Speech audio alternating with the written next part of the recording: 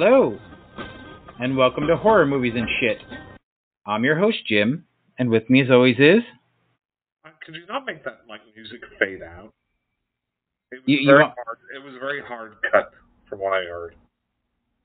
Oh, for fuck's It's sake. very, very unprofessional for both of our fans. They are. I'm sure they'll be fine, sir. Your mom and one of your mom's friends is not happy with It's that. my mom and my niece, if you must know. Okay. Hello, Jim's mom and niece. So, Mark, what do you want to talk about today? So we had a lot of time to prepare for this topic, Jim. So Yeah, 12 minutes. Yeah, that's a lot of time. If we're keeping our episodes in order, I believe the last episode we did our favorite horror movies of the 80s. Incorrect. Was that the one before? That was the one before, yeah. Well, no, I take that back. The one before was Mark Tufo. Yeah, so 80s, yep. Okay, so despite Jim's faux pas, yeah. My ineptitude, if you will. Our last episode was our favorite horror movies of the 80s. Now, we had scheduled some sort of idea, but we are going to rope a previous guest into that for next time. Mm-hmm. Which is, what's the topic, Jim? It's going to be women in horror. Well, women empowerment in horror. Okay. Yeah, right? Fair. Because if it's just women in horror, then that's like, you just talk about basically any movie except for The Thing. Pretty much. Right? So we decided to, like an off-the-cuff episode, do our favorite movies of the 1990s and some of our other favorites beside that. And I think, Jim, for this time, I think we should try and predict the other person's favorite. So I had a revelation while I was doing my 12 minutes of research today. You had an epiphany, Jim? No, more like a revelation, not necessarily an epiphany. So you saw into the future. Revelation? Yeah. No. An epiphany is an idea that springs. No, it's more. It's more. Okay, so think about biblical. You're biblical literate. Okay, so right. So Mr. Wordsmith, enlighten me. If I notice a pattern of past behavior doing my research, what would the correct term for that be? That would be pattern recognition, Jim. So, regardless of what the fuck Mark says, I realized that this was not a very strong decade for horror. So a lot, and even I fall for it, right? And I think every decade has strong elements. Obviously, I think the 80s is the strongest. The 90s, I feel, gets derided a lot, probably by our generation, right? Because we went from the 80s to the 90s, and the 90s seemed like a more sanitized, post-New Nightmare, Scream, meta type decade. And right? It's not even so much that, though. What I realized is a lot of the movies that I'm going to talk about tonight, I really, really liked in the moment, but very, very few of them do I revisit ever. Like, whenever I think about the 90s, I kind of have that blanket feeling of, it's like the Scream era. And it's like whenever horror became popular in the mainstream again, right? So yeah. The 80s was very much the VHS, dirty, grimy, crazy, wacky stuff. Right, and now the 80s was almost like the DVD era. I know it wasn't because no, and they're trying, but it seemed like it was more Hollywood-driven, more mainstream stuff. But it really wasn't. And whenever I did my extensive 12-minute research for this, I realize there's a lot of movies that I love, and there's a lot of subversive movies, and there's a lot of foreign movies that started to be released more, throughout the world. Right. So yeah, Okay. I still think the '90s is a. I'll be interested to look at the 2000s Yeah.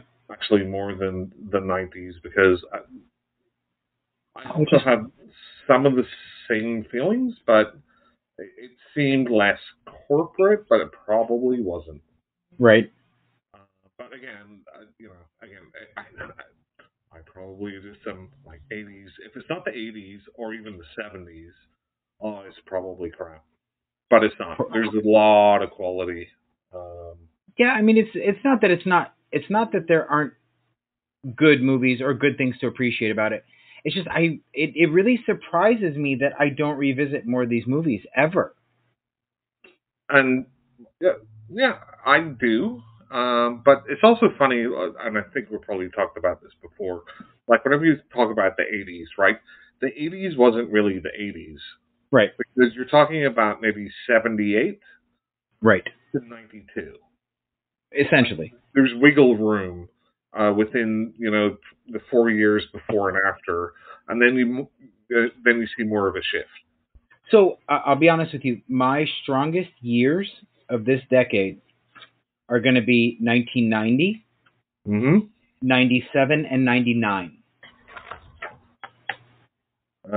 Mine, if I'm looking at my list, probably 90, Mm-hmm. 93, 97, 98, 99. So I should just say the decade. Pretty much. Okay, so let's. 1, 2, 3, 6, 7, 8, Yeah, and maybe 9 and 4. the entire decade then. Yeah. Yeah, yeah. Mine is not that like. Well, anyway, we'll talk about it as we go through it. So So I think for 1990, you try and guess my favorite, and I'll try and guess your favorite for the next year, and we'll flip flop. okay, so tell me your honorable. Tell me all of your list, and then Oh, I'll go from your list. no. Oh, you just want me to go down the list and figure it out? Okay. No, I just for 1990, just that Yeah. one year. What do you think my favorite movie is? Like, Give me a minute to look.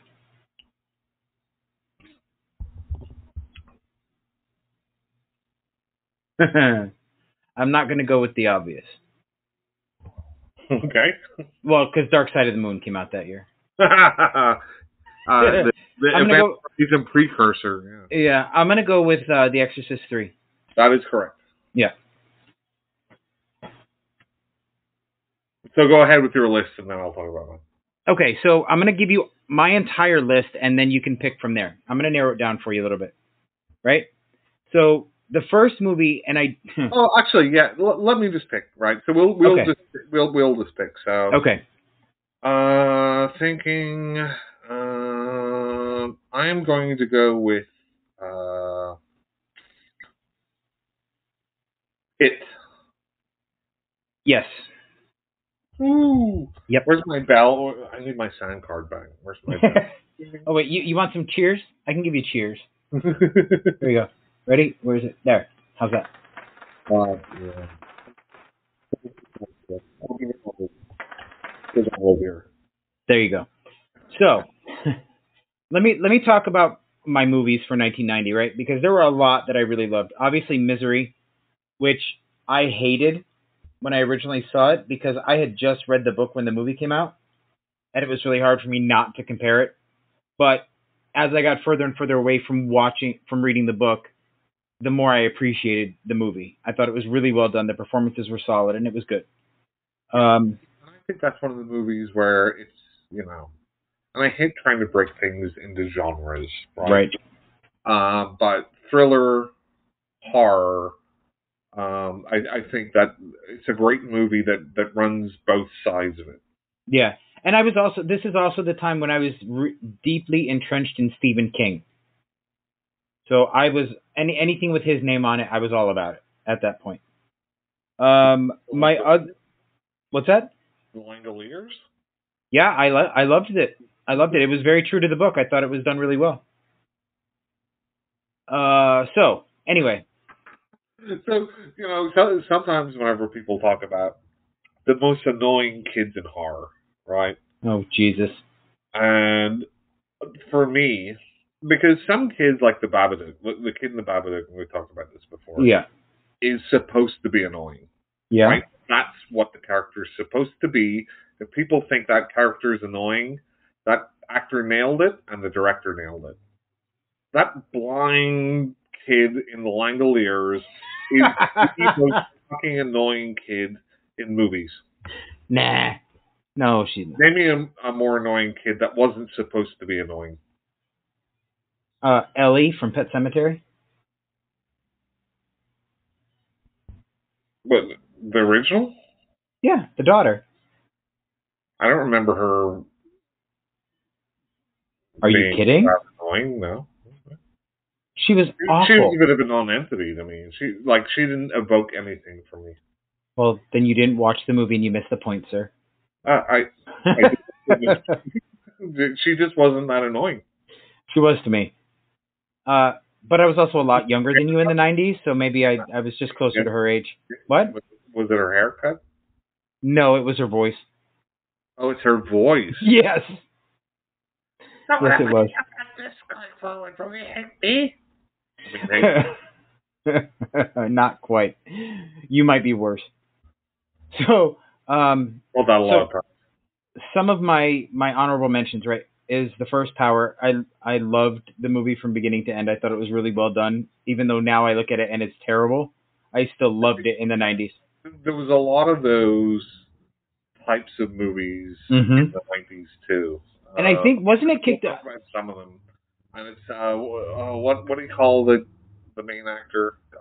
Lou Diamond Phillips. Lou Diamond Phillips, who I really like as an actor. I do too. I think he's such a likable presence on screen, even whenever he's playing a shitheel. Yep. I think he's very watchable. So, you want to hear something funny? Is I got my first job in 1992 at 7-Eleven while I was in high school. And guess who starred in one of their training videos? The girl from Pet Cemetery. No. Your buddy, Lou Diamond Phillips. Diamond Lou Phillips. Yes, Diamond Lou Phillips. Brother. Yeah. Anyway, so the next movie sorry, Diamond Lou Phillips sounds like a wrestler. It does, doesn't it? Okay, so go ahead. the next movie I want to talk about was Flatliners, and that movie was exciting. Like the cast was amazing, the story was solid, and the acting and special effects were done really, really well. That was very even though that was the start of the 90s, that was a very 90s movie. Yep. When did Young Guns come out? Was that the 80s? I want to say no. That was it was somewhere between 89 and 92. I don't remember. It's that new kind of Brat Pack. Yeah, right, and that's exactly. It's the Brat Pack coming of age because they went into college. They were in college, and because a lot of them were from the Brat Pack. And they remade that, right? Remade what? Flatliners they did, and it was terrible. Yeah, I like the concept of it, but I need to go rewatch it again. I don't really have a lot. And again, it's one of those movies that I really liked, but I don't watch it. I watched it in the 90s, and that was it. I don't really put it on anymore. Yeah. Then the remake of Night of the Living Dead, obviously, I really thought was well done. I enjoyed it. Was excellent in it, and so is Patricia Tallman. Yep. Who actually plays a character that doesn't just faint halfway through and does nothing. Right. I mean, they talk about George A. Romero being kind of socially aware with having a black guy as a lead in 1969, but he also has a woman that just faints. Right. Then Nightbreed, which I thought it was honestly the costumes that did it for me in Nightbreed. Even though it's not a fantastic movie, like the visuals were pretty stunning. And when the guy rips off part of his face, I don't know, that kind of got me a bit. Yeah, I read the book before I watched the movie. Right. And it's probably a lack of budget, Yeah, but and but visually, as I much mean, as anything, it felt like a made-for-TV movie. and it kind of did. But if you think about it, this was Clive Barker's first big release other than Hellraiser, right? Other than because I think he dipped after Hellraiser 2, right? Right. From the So with series, Clive Barker, he did the screenplay for Rawhead Rex. right? Well, obviously he made his like college films before, which was released afterwards, but Hmm. he did this screenplay for Rawhead Rex from his short story, and I really like Rawhead Rex, but obviously he didn't like it. I like Rawhead Rex more for the campy parts of it, but Right. I have not seen it, then so then he was like, "Fuck that! I'm going to make my own movie." He got right, financing, got his friends involved, made Hellraiser, which is an absolute classic. right, And then he went on to make a couple other movies, Nightbreed being the second, right. um, which I think the studio and the marketing, they didn't know how to market it. And that's probably true. I mean that I don't remember much about the marketing, and I'm not gonna lie. I only went because of the poster and seeing the faces that I saw on the poster. It looks like it could be creepy as shit. I think there's I feel like because Hellraiser is a small movie, right? Hmm. You're really talking about 1, 2 locations, Right, a few characters. Barker never directed anything before, right, and that was the perfect platform for him to make that movie. right. Nightbreed, we have a cast of characters, a bunch of locations. Yep. Um, I personally think, as much as Barker is a great artist, writer, I almost feel it was too much for him, or there was something not right about that Right. movie. It feels like And because don't get me wrong, I really really like Nightbreed, but yeah. I think it's there's a step down from Hellraiser to Nightbreed. Well, because it also steps into his other thing. Like he writes expansive fantasy, Right, and with horror elements, not so much horror like he did in the Hell Priest, but more expansive fantasy with horror elements. And yeah, he it did feels like this, and stuff after it, right? right, and like Weave World and all that stuff. But this felt like they kiboshed that for him. Like he couldn't fully realize his vision for the actual movie. I almost feel he would have been better adapting more of his Books of Blood at that point. So let's talk about Books of Blood. There is so much potential there, and there's been what, 3 adaptations now or 2? So There was the Hulu one, and then there was Hulu, right, or something, which I never right. watched. There was one on Hulu, and then there was one like in the late 2000s, and they're both terrible.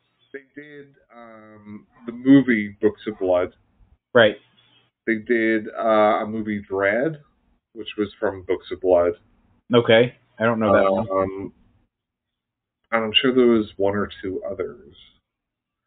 But it's almost like it doesn't fit for a small screen. Yeah. But some of them are probably unfilmable for the big screen too. So I don't know. Anyway. If you want to see real horror, Jim, Yes.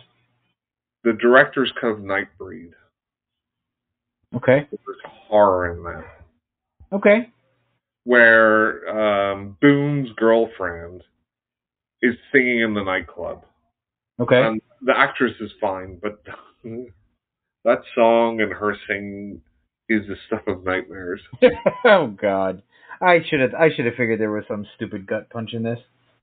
No, that's true though. Anyway, Anyway, Nightbreed was on my list too. so that's my 1990. So I have some other 1990 movies. Okay. So The Exorcist 3, as we both agree, George C. Scott, a wonderful, talented actor who can emote various ranges.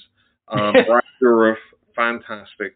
The entire plot, and we talk about Barker, his first movie being Hellraiser. So this was Blatty's second movie. Right. First one being the Ninth Configuration. And it's so well done, and everybody talks about the scenes, the jump scare in it, right? Right. And how well done that is. Although a lot of people don't talk about the two jump scares in that scene. But right. It's the atmosphere, it's the music, like the sound effects through that movie. It's just the growling, and it's just fantastic. It's as a detective, supernatural. It's just wonderful. I love everything about Exorcist 3. Right. So some of the other ones. Okay, we'll go on a movie which is being remade right now, which is more of a lighthearted Spielberg-esque movie, Arachnophobia. Oh yeah, I didn't care for it. What did you not like about it? I honestly I don't have an answer for that. That movie never resonated with me. I did not enjoy it. It's just a fun. I always feel like these movies, and it's almost with Gremlins too. They have that Spielberg quality about them. I could see Arachnophobia, Gremlins, Poltergeist being in the same world. Right. They have that suburban kind of lighthearted, but then kind of creepy aspects to it. So Arachnophobia, I think, is great. It's a lot of fun. And a lot of people really did love it. I don't have anything against it. It never caught with me. It never stuck with me. We have Frank Henenlotter's my second favorite movie from him. And the lead actress is going to be back at Spooky Empire. Yep. Which is Frankenhooker. That movie scared the shit out of me. It scared you, Jim. It did, because now keep in mind because there was a woman in it, Jim. Is that what happened? No, it was actually the end where she makes him into a Franken beast thing. Franken beast. Yeah. A Frankenjohn. Yeah. That for whatever reason, I did not see the whole movie. I just woke up in the middle of the night and that scene was on, and it scared the crap out of me. And it wasn't until. How old were you, Jim? Well, 1990, so I was, 14, 15 years old? Okay. So it's part of your trauma background. Okay, if you say so. But it's just such a fun movie. And I do agree, as watching it as I got older, I do appreciate it. It is a fun movie, but it scared the crap out of me when I was younger. And as I was talking about Arachnophobia, Gremlins 2 came out in 1990, which Indeed. I think is an even better movie than the first one. You would be wrong, but that's okay. So I can see where you're coming from. I just like it when a sequel expands and does something more crazy, right? And it does. It does all of that. It ticks all the right boxes. And that's why I like Hellraiser 2 over Hellraiser. Mm-hmm. They're both classics, but I just like it when the sequel does it right. Right. Frankenstein Unbound with John Hurt. I did not see that one. This is a Roger Corman directed movie, so. Okay. Yep. Tremors. Oh yeah, that was a fun movie. Yep. So the whole Tremors series is just watchable. There's nothing I've seen, I think, all of them or most of them, and none of them are like I just want to turn this off. But none of them are like I want to go out and buy it. Right. I skipped from Tremors 4 until the one where it takes place in Antarctica. Right, but they're all they're almost like a Sunday afternoon hangover. Yeah, kind of. Type of movies, right? So you're just on the couch. All of it's on TV. I'm not going to search around for anything else. Yep. It's good enough. It's fun enough. Um, what else do I have here? I have Troll 2. Yep. Did I not mention that one because it's on my list? I did an acronym for this one. I'm trying to remember what it is. DSOFM. DS11. DSOFM. What is that? What did I write down? Dark Side of the Moon. Dark Side of the Moon. Yeah. Okay, there we go. Jacob's Ladder. Oh, really? I must have missed that on the list. That's a good movie. Child's Play 2. I mean, yeah, I enjoy all the Child's Play movies, but again, I don't, other than the original and Bride of Chucky and Seed of Chucky and Cult of Chucky, I don't really revisit them. So again, I think for a lot of the Child's Play movies, they're like the Tremors movies. Yeah, they're fine, they're fun, but I prefer like Curse of Chucky and Cult of Chucky. Right, I won't turn them off if they're on, but I won't seek them out. Yeah, they're non-offensive, fun type of movies. Right. Okay, 1991. Okay. I'm going to pick your number one. Okay. And it's going to be Silence of the Lambs. It is not. Ooh, People Under the Stairs. No. Don't know. It is Cast a Deadly Spell. Oh. And I have zero reason for this. I saw this movie when it was on HBO, and Cheryl Lee Ralph plays a character in this movie, and I absolutely adored the character. Hippolyta Kropotnik. And for whatever reason, I have really fond memories of watching this movie. I don't know why. Julianne Moore's in it. It's a silly, like, film noir, like magic is real in 30s Hollywood. And I don't know. It's a fun movie. I'll be really interested, Jim, whenever we get into like the 2010s, current decades, your favorite movies that aren't just bathed in nostalgia. This one was not nostalgia. I legitimately enjoyed it. I just don't remember why I enjoyed it so much when I first saw it. Right, that's nostalgia. If you've rewatched it and you don't know why, that's nostalgia. I've never rewatched it. When it hits the sky, it's a big piece of pie. That's nostalgia. Anyway, so that was my number one from 91. The other movies I wanted to talk about were Cape Fear, and that's thriller. And yes, it is horror, given what the family has to go through, in my opinion. But that was a fantastic movie. The performance from Robert De Niro in that film was amazing. De Niro was totally ripped in that movie. He went back to his Raging Bull days. Yep. Also, there was Silence of the Lambs, People Under the Stairs, and Subspecies. Mm-hmm. And that's it. What was my favorite? I was looking at that, and honestly, I'm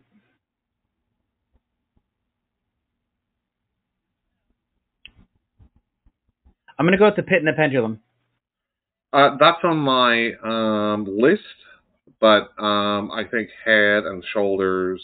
For 1991, I struggled a little bit. Silence of the Lambs. I mean, okay. It's a great film. Don't get me wrong. It's just not my number one. I almost feel like it's been parodied too much. Yeah. And it kind of loses the effect a little bit. Right. Yep. But back in the day, watching this, and I had watched Manhunter prior. Right. But I didn't have a lot of memories of that, and I still don't think that's a very good movie. It's not. I saw it after. I had not heard of it until many, many years later. Well, I just didn't care for it. Well, when I say it's not a very good movie, it just didn't click for me. Yeah. With Michael Mann and Brian Cox, wonderful actor, still doing wonderful work today as Hannibal Lecter. Like, he's good in it, but Hopkins just steals a role. Agreed. And it's interesting. Have you read the book, Silence of the Lambs? I have not. I've read Manhunter, but I haven't read Silence of the Lambs. So Thomas Harris, in the introduction, talks about the inspiration for Hannibal Lecter. Yep. And he was a reporter. Do you know the story? I know bits and pieces, so please enlighten me. Yeah, so he was a reporter, and one of his jobs was to go and interview like an inmate.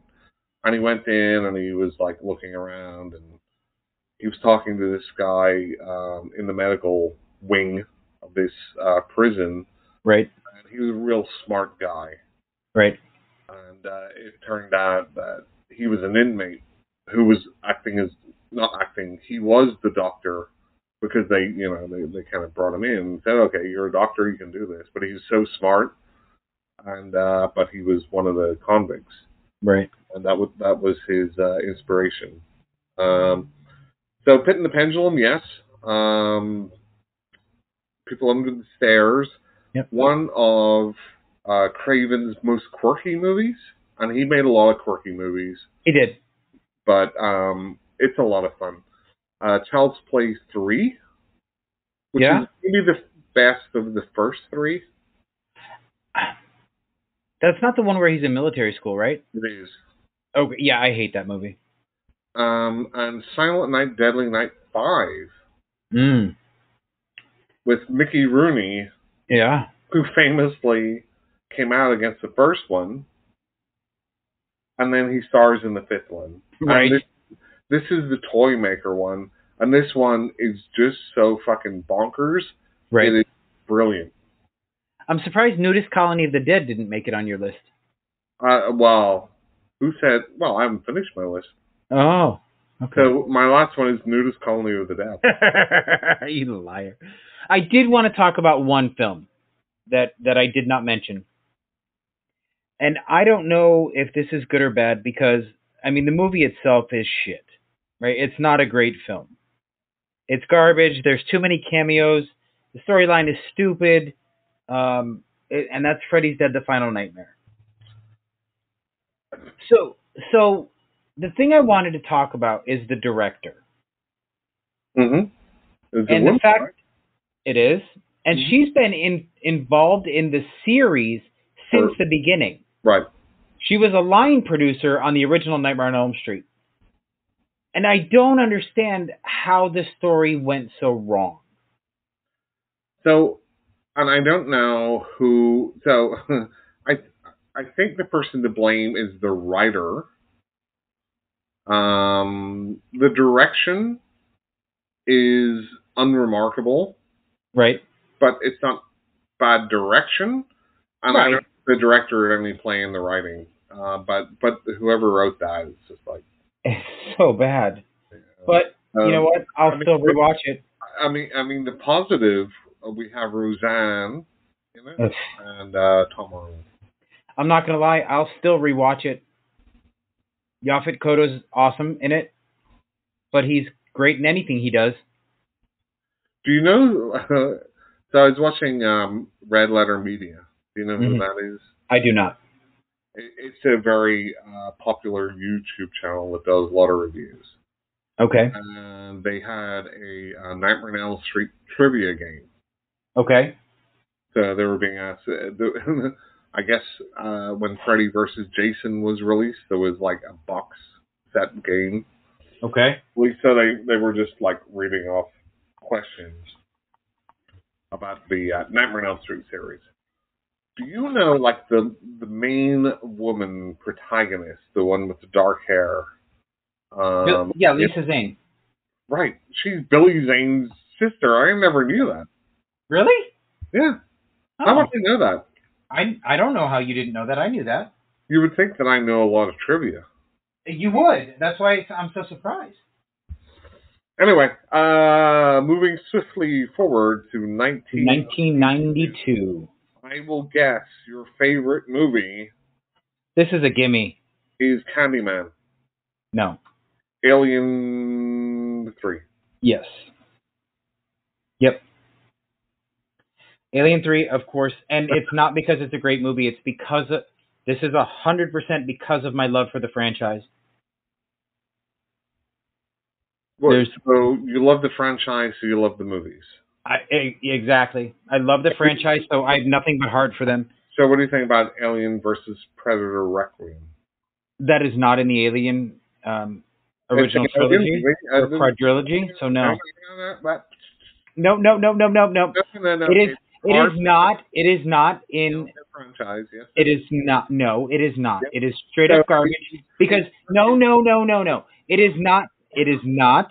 Is Freddy versus Jason part of the Nightmare on Elm Street franchise? Yes. So what difference is it for Aliens versus Predator compared to Freddy versus? Nothing. They're both shit movies.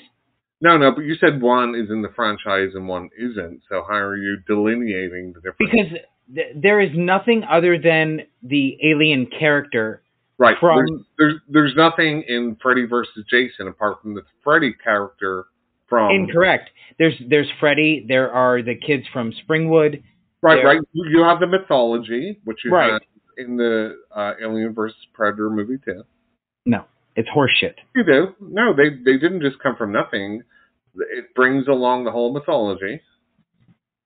No, I refuse to accept Alien versus Predator. You can refuse to accept it, but then you're going to be hypocritical. I'm not being hypocritical. Well, you can't say two things that are the same, but one's different from the other with no argument. Oh, sure I can. Well, you can, but you're wrong. I disagree. Well, you can disagree that you're wrong, but you're wrong about disagreeing about it. I disagree. Well, again... We're not going to win on this. Anyway... I've already won, but anyway, go ahead. Go ahead. This was a really light year for me. We had Alien 3, then we had Bram Stoker's Dracula, which visually is a stunning piece, regardless of what you think of the movie, the actors, whatever. It was a stunning piece of cinema. Hang on. I'm going to do my best. Keanu Reeves. Hello, are you Dracula? His voice is a bit deeper than that, sir. Jonathan Harker. Wow.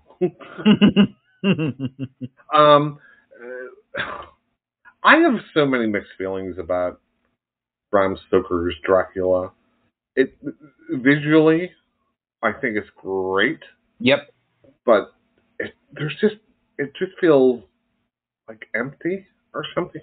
I don't know. I don't know. I loved like what's his face as Dracula? What's his name? Gary Oldman. Gary Oldman, prior to him becoming Dracula. Oh, I thought he was fantastic as Dracula. Like in the red armor and stuff. Right. But he was Vlad. Then I don't know. I don't know, Jim. There's a lot of problems with that movie, but my love for that movie is based on the visuals, because visually it's a beautiful movie. You know, from the costumes to the sets to the hair pieces to, you know, just everything about it. The scenery. It's beautiful. It's almost like they took a Hammer horror movie and then said, we're going to add onto this. And that's fair? We're going to up-hammer the hammer.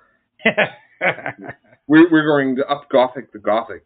There you go. I liked it when it came out. I never feel like rewatching it. Yeah, and I don't either. I don't rewatch it, but I loved it when it came out. Also, there's Buffy the Vampire Slayer. Never seen it. So that's a horror comedy movie. No, I know. That's a joke for Jeff. Yeah, I know. He's obsessed. But Buffy the Vampire Slayer, the movie, which has Pee Wee Herman, Donald Sutherland, Christy Swanson, and Luke Perry, fantastic. Like, funny. It's really well done. I saw it back in the day. I don't remember anything about it. Don't care for it. That's one of the few movies I will rewatch. That and Alien 3. And then Pet Sematary 2, I thought was really well done.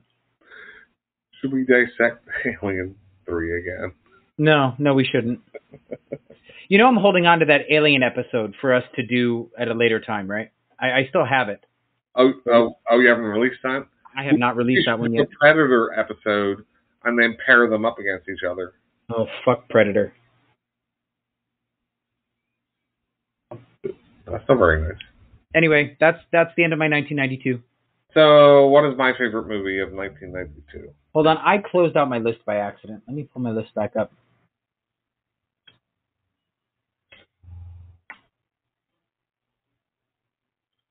Do do do do Do do do. do. Remember, folks, to subscribe to our Facebook group. That's right.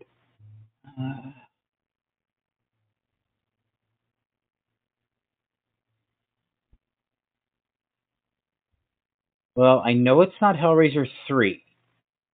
You think so? I don't think so, no. I said I know it's not. Right. What? Hold on, I'm still looking. Give me a minute.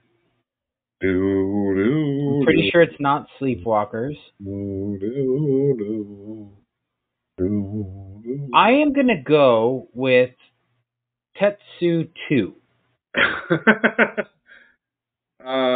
That's a very left field pick. I know. Have you seen it? Have you seen it? I have not. I don't know anything about it. My number one pick for 1992 is a Clive Barker classic. Do you know what it is? Yeah. Oh my god, I totally missed Army Darkness. Do. Clive Barker. Let me look at this list because I clearly missed that one. Oh, Jesus. I know, I'm terrible. I gave you 12 minutes to research. I know. This is why I missed so much.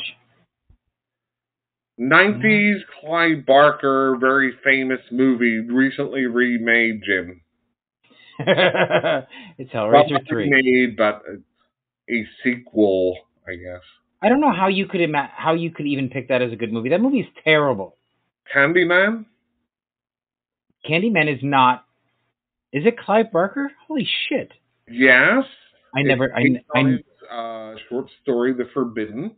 I never knew that. Holy shit! I do like the movie.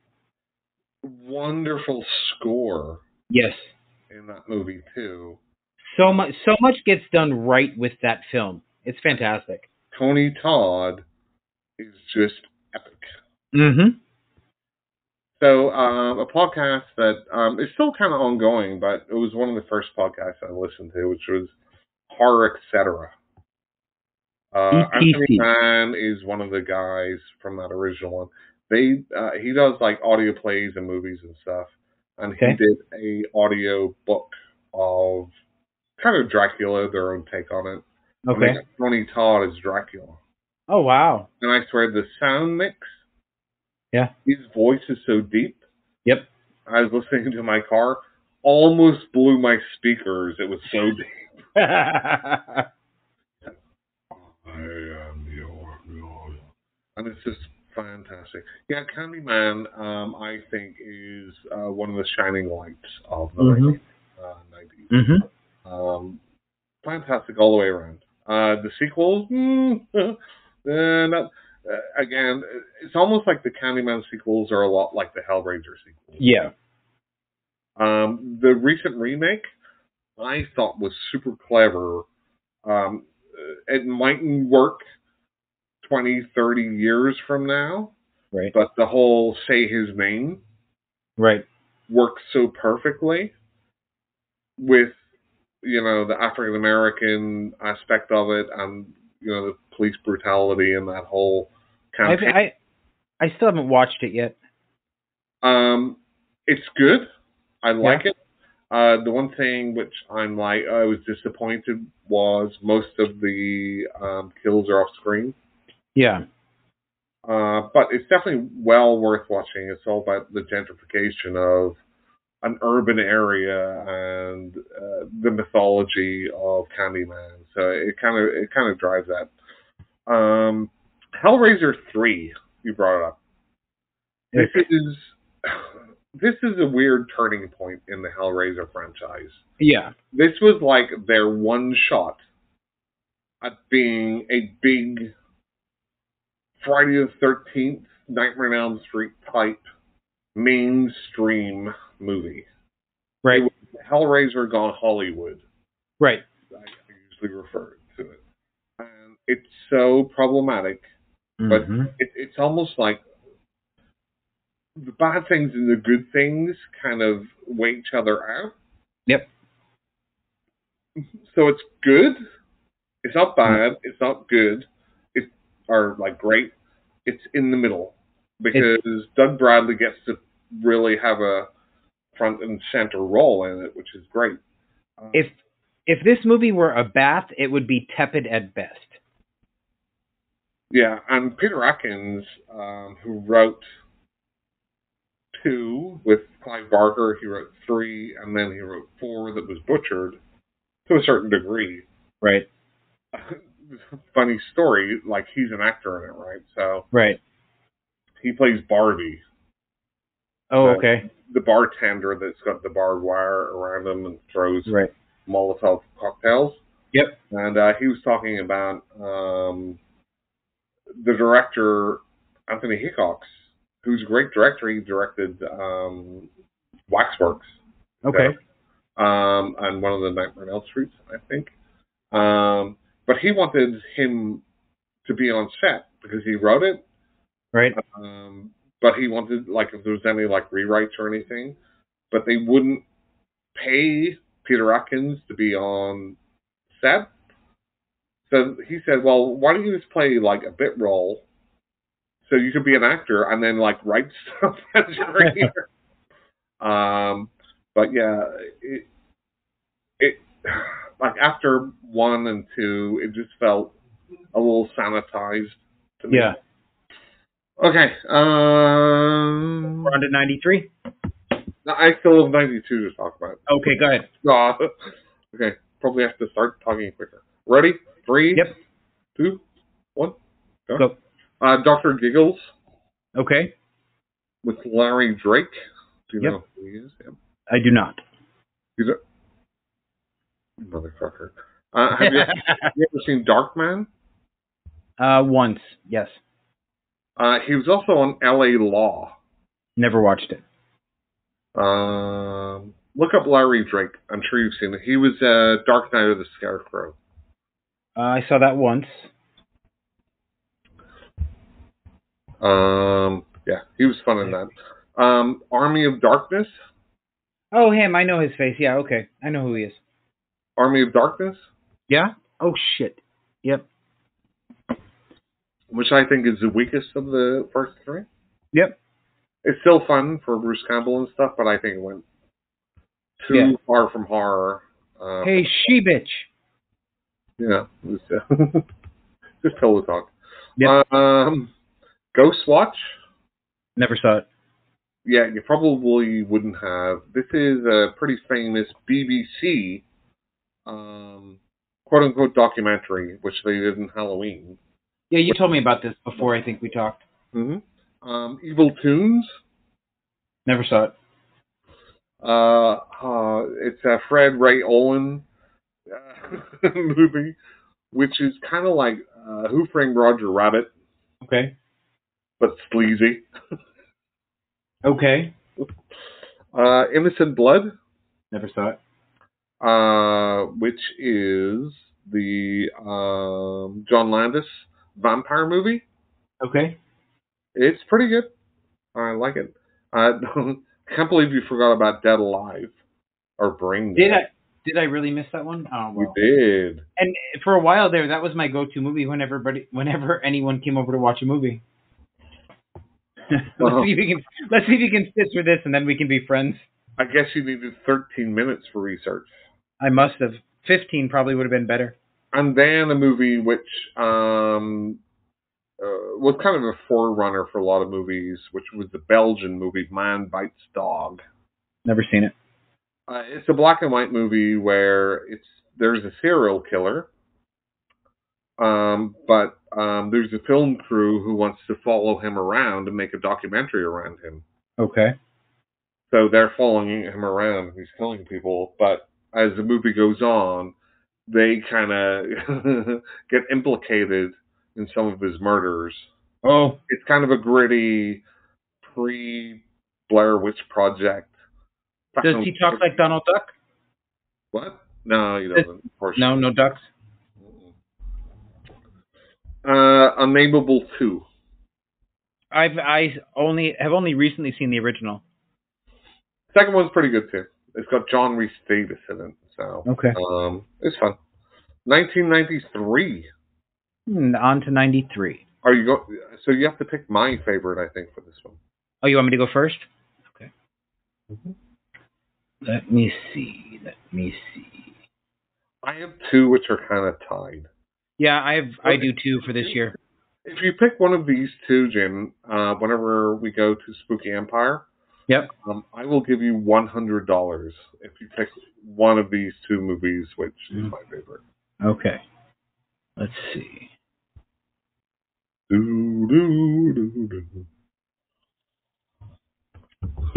want to thank everyone for being here and waiting for Jim to come up with his answer. It seems like Jim's taking a long time. Shut up, you dick. He's sitting there going through his notes. I'm going to go with Necronomicon. That is almost. Almost. Ah. Almost. Almost. That is one of my honorable mentions. I love that movie.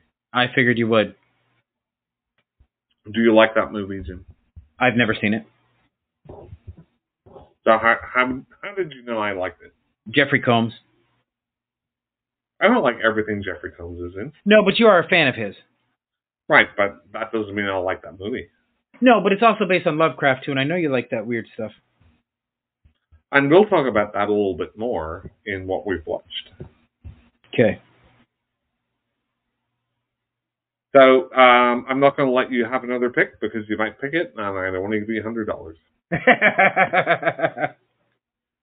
Then please enlighten me. So my number one from this year is the Hong Kong Cat 3 Classic, starring Anthony Wong. Yeah, I looked at that one too. Which is The Untold Story. I kid you not, that was the first thing that came to mind, but then I was like, I don't know. Which again, like, so here's kind of like some of my horror history, right? How I found out about some things. Back in the day, Jim, I don't know if you remember, IMDb used to have message boards. Mm-hmm. I used to be a frequent poster on their horror board. Okay. And somebody brought up Cat 3 movies. What's a Cat 3 movie, Jim? I have no idea. I think I have explained it to you, probably. I'm sure you have, but that should let you know how much it means to me to remember.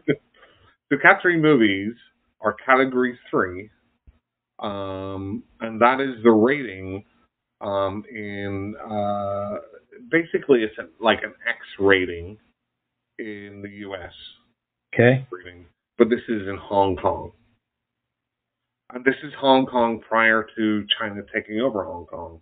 So it's like 70s, 80s, 90s. And somebody was talking about Cat 3 movies. I'm like, what is that? Oh, it's I'm like, okay, this is like a treasure trove of like grimy, little scene, extreme type of movies. Right. And The Untold Story, it's probably the first one that I watched. I absolutely loved it. Anthony Wong is... Oh, wait. So it's nostalgic? Nope. Oh, no, it's Just not. because it was the first one I watched doesn't mean it's nostalgia. This still holds up today. I'm not sure I believe that. Well, you can lie to yourself as much as you want. That's not my problem. Okay. But this is a great 90s extreme movie, which suffers a little bit from cultural differences, where they have basically Anthony Wong is the main antagonist, who is just trying to make money. And he forms this restaurant, and he's a bad dude that, he's done some bad things in his past, which they show you. Okay. But he opens this restaurant, and people start to find out who he is, so he starts killing them, or maybe ripping people's chopsticks. I don't know. And killing them and putting them into the ingredients for the food of his restaurant. Okay. This is apparently based on a true story. Okay. But Anthony Wong is totally out there, totally crazy. Fantastic actor. I guess he won like the Hong Kong Oscar equivalent of Best Actor for it. But yeah, it's out there. It's crazy. My other top one, Necronomicon, is maybe my third. Ticks is my second favorite. Really? Yes. Huh. I got. That's surprising to me. So this was directed by the guy that directed Hellraiser 2, Tony Randall, with Clint Howard. And whenever I met Clint Howard at Spooky Empire, I had him sign a Ticks poster. Yep. I love Ticks. It's got Carlton from Fresh Prince. Yep. And Amy Dolenz as a hoodlum. It's just so fun. I love it. Necronomicon, again, I love that too. I'm just going to run through some of my other ones. Okay. Jurassic Park. Yeah. It's weird. It's 93. It almost feels like it should either be later or before. 93 seems. Are you sure? Because I thought it was 94. I have it as 93. And I could be wrong. And I did 12 minutes of research on this too. Yeah, 93. You're right. Funny thing is, that's the one and only movie my mother and I ever went to the theaters to see together. Did something traumatic happen? No, it was the summer that I graduated high school. Oh, that's why you don't remember it that much. Okay, we have Jason Goes to Hell. We do? Which, again, I prefer the quirky Friday the 13th movies over the standard ones. Yep. I think this is a lot of fun that doesn't make any sense. Yep. And feels just a little weird, which I like. The biggest shock to me was having Erin Gray in this film. Where's Buck Rogers? And I didn't know her from Buck Rogers. I knew her from Silver Spoons. Drinky. Return of the Living Dead 3. Okay. Which was a departure from the first two. Which had Mindy Clark in it. And it's just Brian Yuzna directed crazy zombie romance. It's great. But you have to watch the first one first. We have Dario Argento's Trauma, which is Argento's first American movie. With Piper Laurie. Which doesn't get a lot of love with some Argento fans, but I think it is vintage Argento. It's crazy giallo. It has Brad Dourif and Piper Laurie in it. Yeah. And a little problematically, it has his daughter. Yeah, and she has a topless scene. She's 16. I remember you telling me about that before. But coming from Europe, that's not a big thing because like Asian consent's different everywhere, and like you go to just a vacation in Spain and stuff, and topless beaches and whatever. But it's because her dad was directing it. I don't know, a little strange. We also have another remake of The Body Snatchers, which is Abel Ferrara, who did Driller Killer. Right. And that's a really good remake. Body Bags. That's on my list. John Carpenter. Obviously, they were trying to make that into like a TV Crypt Keeper type thing that never took off. Right. It's not great. No. But it's fun. It is. You're right. And there's lots of like cameos and stuff in it. But Mark Hamill, Stacy Keach, Twiggy, Robert Carradine, Deborah Harry, Sheena Easton, just to name a few. Man's Best Friend. Oh, see, I didn't think you were going to mention that one. I love that film. With our friend Lance Henriksen. And Ali Sheedy. And, of course, the epic shot of the kind of fake-ish looking Rottweiler eating a cat, like whole. Yep. What else do I have? Body Melt. Not seen it. The Body Melt is a weird one. It's an Australian horror. Yep. And the thing that stands out about this one for me, and this is a very cultural thing, in the UK, we, growing up, saw a lot of soap operas that were Australian. Okay. And this horror movie, which is a body horror movie, had a lot of people from those soap operas in it, and it was very jarring. Okay.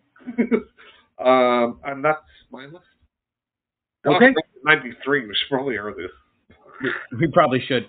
We might wind up splitting this up, huh? Anyway, so you want to pick my favorite movie? 93. I can only go by my list. Jurassic Park? No. I don't know. So this is really close, but it would be either Leprechaun or The Good Son. Never seen it. That's Macaulay Culkin? It is. Macaulay Culkin and Elijah Wood. Is that a remake? I think that's a remake. No? I don't know if it's a remake. It's very close in theme to a movie we talked about last week, The Bad Seed, or a few weeks ago. The theme is roughly the same. But Macaulay Culkin is much more blatant with his hurting people. And I looked at this website, and they actually considered it a dark comedy, but I don't consider it comedic at all. Or I didn't, but again, I haven't rewatched it, but I did always love it. Then I also have on my list the Tommyknockers. I enjoyed the made-for-TV movie. Oh, Jimmy Smits, what are you doing? I know. That and Tracy Lords. Like, that's like the Langoliers. That's terrible. I don't think it was. I thought it was pretty well done. Anyway, yep. 94. And 94. Other than being the year I graduated high school, what else do we got? Are you picking my favorite movie? I don't know. Am I? I thought we were just doing our favorite. We were both picking each other's favorite movie. Yeah. Well, go ahead. Okay. First, go ahead. Let's see. This is what they call dead air, Jim. I know. I have to look at the list. It's not something I can come up with immediately. I have to evaluate things, sir. I am going to go with the lurking fear. No. Then okay. I'll try and pick yours. New Nightmare. That's a gimme, sir. You get no points for that. Well, mine's kind of a gimme too because it's the last great movie from my favorite director. Okay. It's the last part of the quote-unquote Apocalypse trilogy. I don't remember what movies are in that Apocalypse trilogy. It stars Northern Ireland's own Sam Neill, who unfortunately has In the Mouth of Madness. Yes.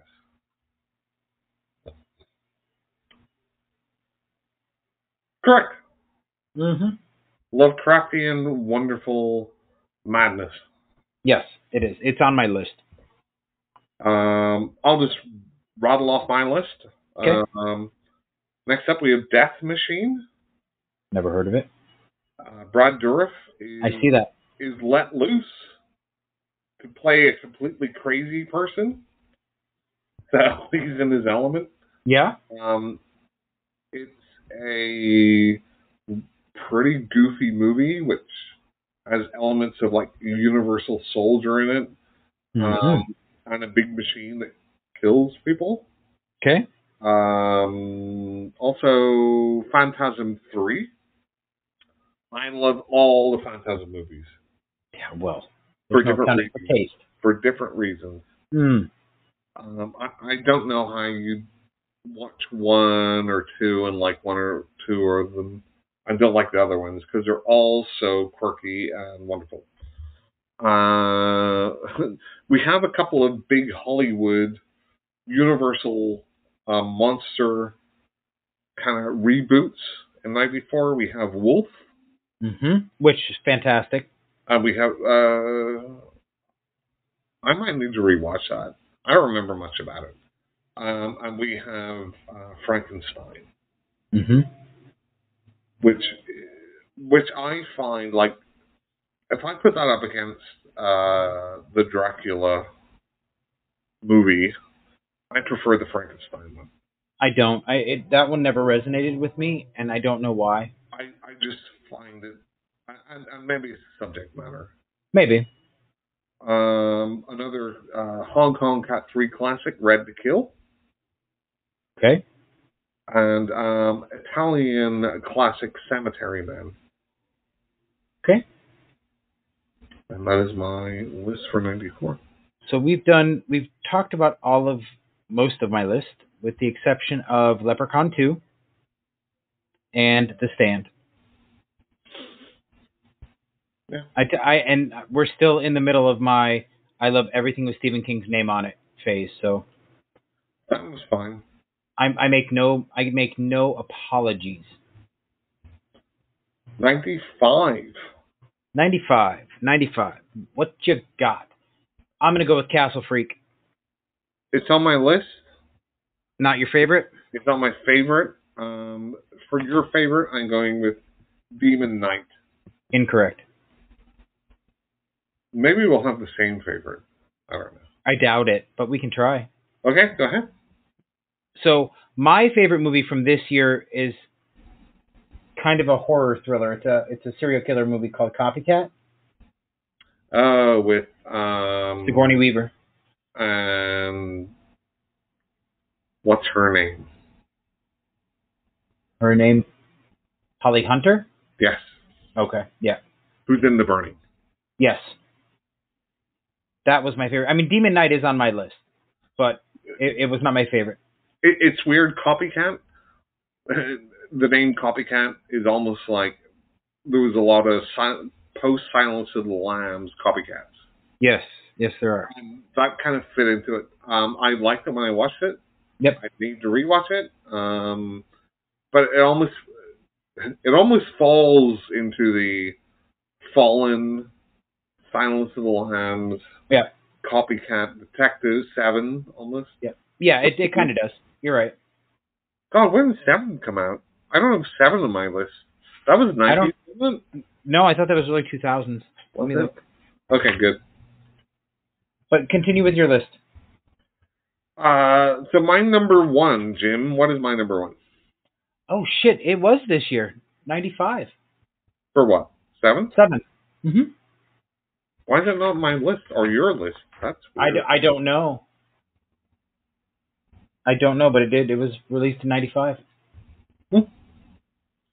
Okay. That probably would have been my number one. Yeah. It wouldn't have been my number one. I liked it, but it would not have been my number one. You picked Copycat over 7. I did. That's the thing. I did, and that has a lot to do with my appreciation for Sigourney Weaver. Oh, Jesus Christ. Oh, fuck you, dude. What? Anyway. Just because you like one actor doesn't make... Oh, well, that movie's the best ever because I like that actor in it, does it? No, it's my favorite movie from this year, and the reason I watched it was because I liked that actor. So... What? So, say Sigourney Weaver was playing George C. Scott's character in The Changeling. Would that make it one of your favorite movies? No, it probably would have improved my appreciation for the film, but it would not have made it one of my favorite movies. Just because a certain actor is in it. Right. So weird. Oh, shut up. What's my number? Anyway, your number one? Yep. I already guessed. I guessed Castle Freak, and you said no. Oh, okay. So this is, oddly enough, another Clive Barker movie. Oh. Okay. The Lord of Illusions. It is Lord of Illusions. And this one, again, suffers a little bit from, it looks like a TV movie. Mm-hmm. And again, I don't know if that's budget or not. But it's got, our favorite Scott Bakula. And Famke Janssen. Famke Janssen, and from the X-Files.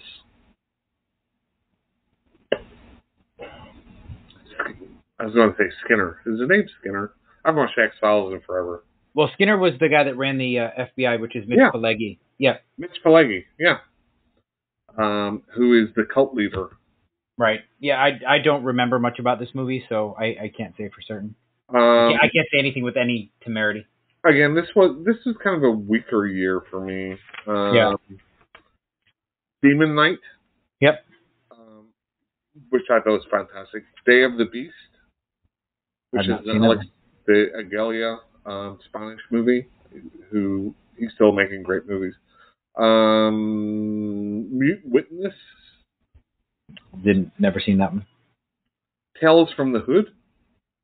Meh. Which is a pretty good anthology. I'm not a fan. And another Clint Howard movie, Ice Cream Man. It was okay. That's my list. 96. Okay. No, I didn't do my 95 yet. Oh, From Dusk Till Dawn. Sorry. Or is that 96? That 96 is Dusk Till Dawn. So for 95, I also picked Blood and Donuts. Never seen it. It was a fun movie. It's about a vampire who wakes up and actually starts to slowly introduce himself back into society. Halloween Curse of Michael Myers. I'm not gonna lie. I loved the movie when it came out. And then the Piranha and Village of the Damned.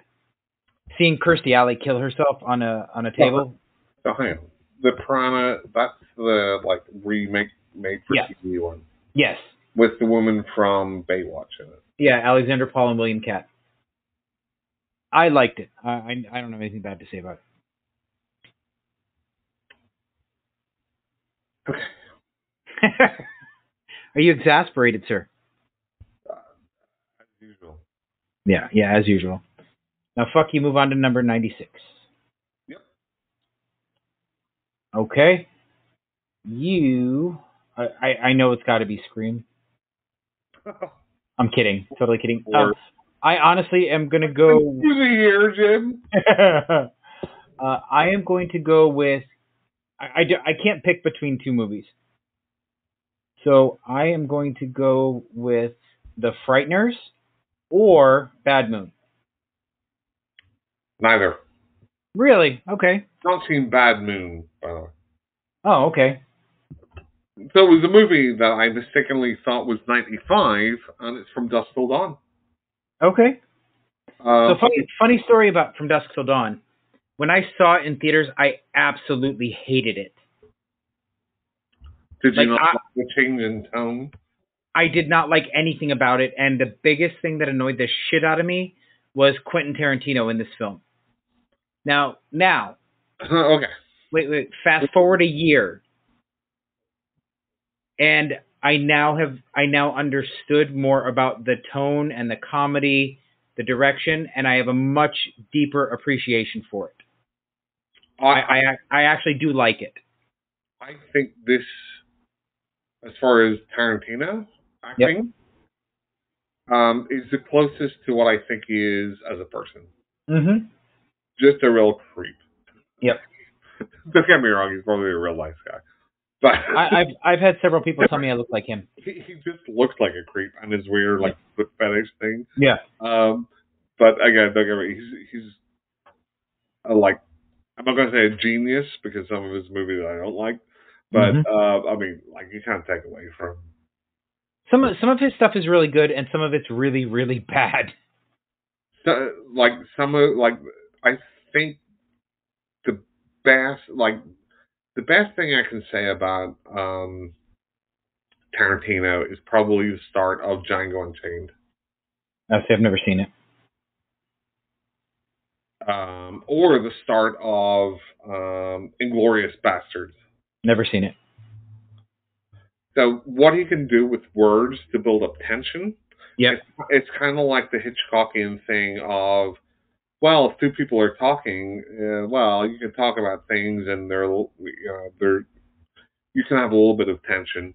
But if Right. you put like a bomb underneath them, underneath the table, and it's ticking, well, then Right. the tension goes up. Right. He does do that. He does do a very good job of that. Yeah. Is that it for 96 for you? Okay. No, I haven't talked about the rest of mine. Okay, good. So we have another Anthony Wong classic, which is the Ebola syndrome. Okay.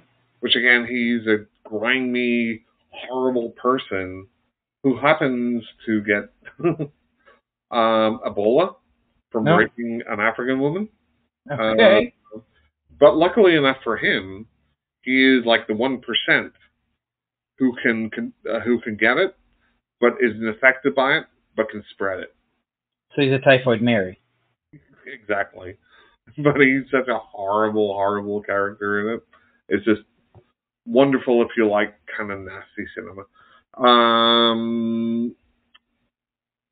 The Frighteners. Yeah, of course. Which is a movie I like, but I don't love.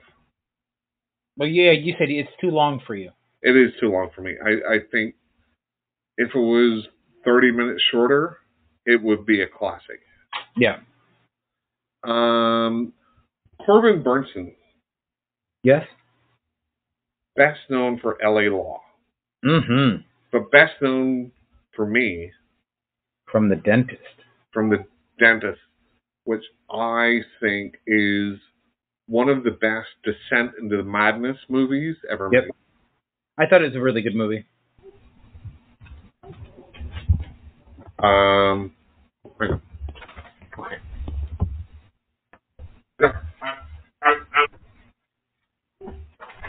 Oh, stupid dog music.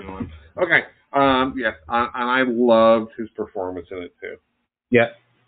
And again, I think it's another Brian Usna movie. Hellraiser Bloodlines. We talked a little bit about Peter. Are you kidding me? No.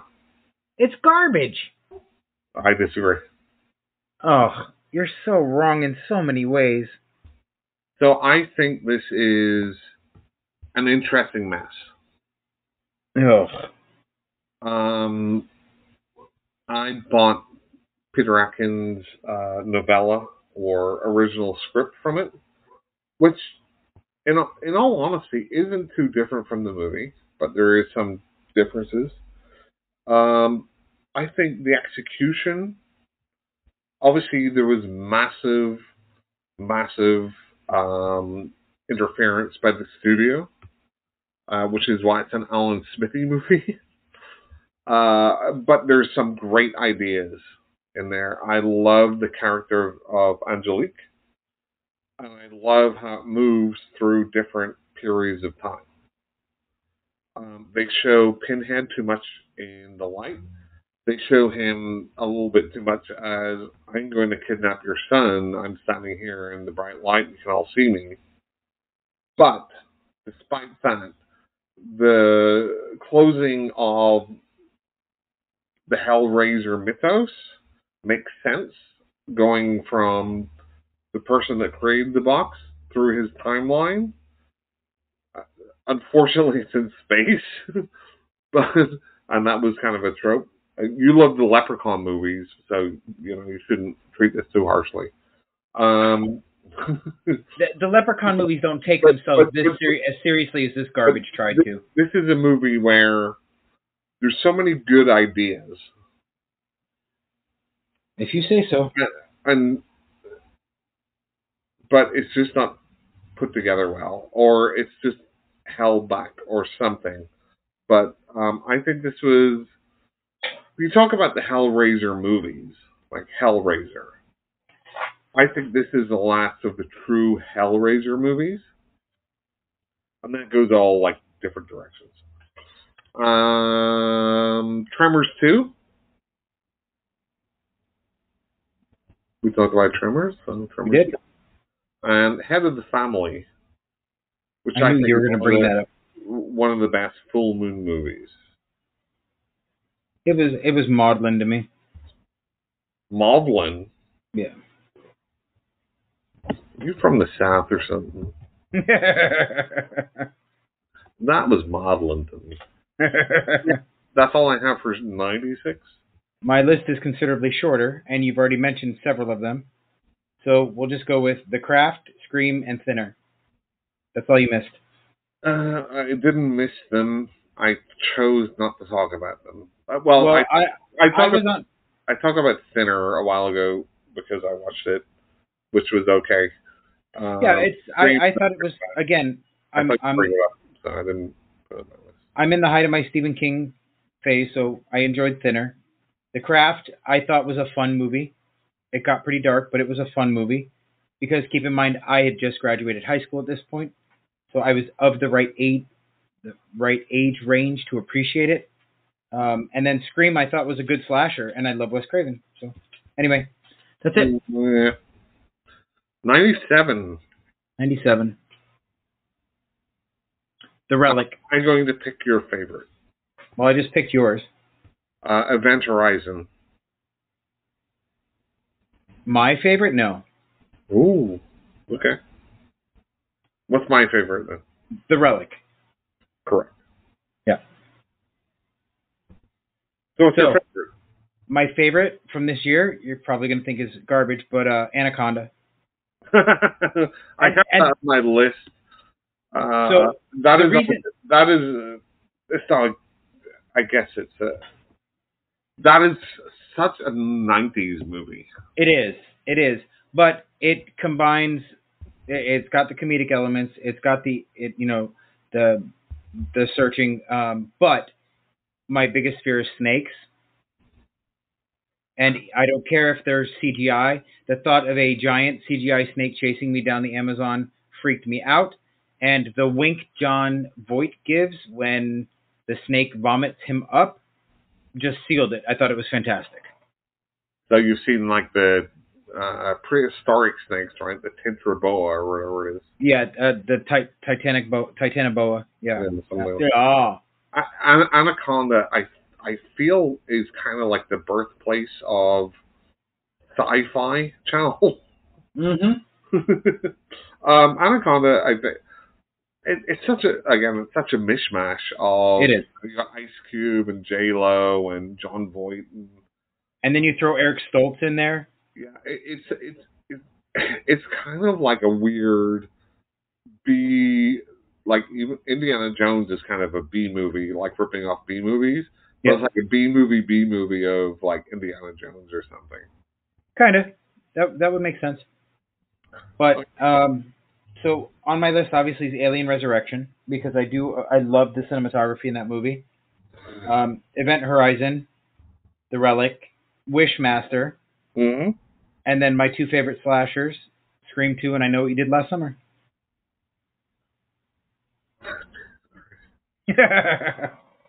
Like, I Know What You Did Last Summer is like the quintessential 90s garbage, right? So Scream tried to do something, and then I Know What You Did Last Summer is like, oh, well, we'll just copy that. And that's fine. I was all about it. I love the slashers of this time period. One movie I did miss was Cube. I love that movie. Yeah, so minimalist horror. Yep. And maybe we will have an episode at one point again because I love horror where people are stuck in one place. Yeah, like Fall. Yeah, which is why my wife brought up the whole women empowerment suggestion for our next episode. Right. And she said she didn't want to watch it, but I'm like, I'm just going to put on certain parts of it to see if I can watch it. And then she got enthralled by it. And she said, I really love that.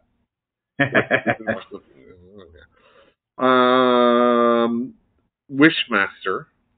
Yep. Another Peter Atkins. Yep. Written movie. Spawn. Horror is sort of. I never was a big fan of Spawn. So, two movies that came out. You talked about The Relic, which I love. another movie that came out the same year, which I kind of put in the same category, is Mimic. Okay, that's fair. I remember watching it and not hating it, but I don't remember much else about it. Mimic's really good. Yeah. Funny Games, the original. Never saw it. The Michael Haneke movie. No. Home Invasion. No, never seen it. No. I feel like Stewie. No, you never heard that? No? You never heard that? Oh. The Devil's Advocate. I know that's part of the whole thriller thing, but I didn't remember any horror elements from that movie. Oh, it's one of those Hollywood horror movies. Yeah. I have a great one coming up at some point. So we've probably talked about this, and I love this movie, and I know it gets beaten to death. It is Ben Affleck's vehicle, Dean Koontz, Phantoms. Oh, fuck me. That is such a garbage movie. This movie. It's like a Silent Hill movie. It's terrible. It's not. It is. It's not. It is. It's not. It is. It's terrible. It's objectively terrible. Objectively terrible. Tell me how Yes. it's objective. Tell me how a movie is objectively terrible. Is it the cinematography? Is it the sound design? The storyline is weak. No. The characters are weak. I know. Storyline is not objective. Yes, it is. It's weak. The performances. Listen, I'm not finished. You want my opinion? You want my opinion? Listen. What subjective and objective mean? Shut up, you. The acting is weak. Storyline cannot be objectively bad. The substance of the storyline is objective because you can quantify it. No. I will tell you how to quantify something. If the entire movie was black, I could objectively say the lighting was terrible in that movie, correct? Correct. Because everybody would see the same way.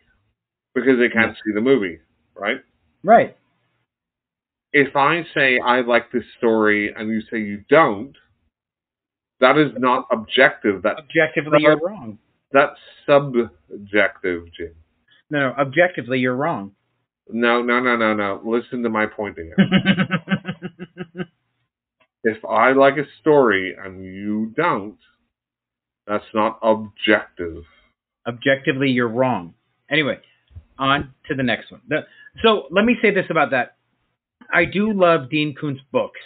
I hate when he is involved in the making of films based on his books because he destroys his own material.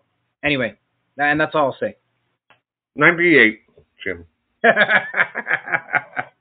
We can objectively say that the next year that we're talking about is the year following 97, which is 98. That is correct. Activity about it. So I am going to go with The Untold Story 2, sir. I have never seen that. Well, then that's bad on you. Then I will go with Ringu, if that's the case. That is the correct answer. Yeah. And I will go with The Bride of Chucky. Incorrect.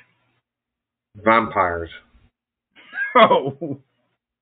Blade. No. I'm just running through The Faculty. I'm just running through my list right now. I know you are. No, you're going to hate my pick. Objectively, will I? Or subjectively? It's subjectively, sir. Because I'm not wrong on this. So it's got to be subjective, right? It's H2O.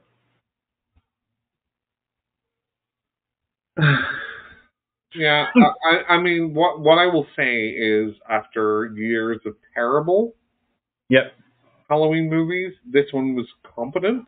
Yep. But it was such a 90s post-Scream slasher. I agree.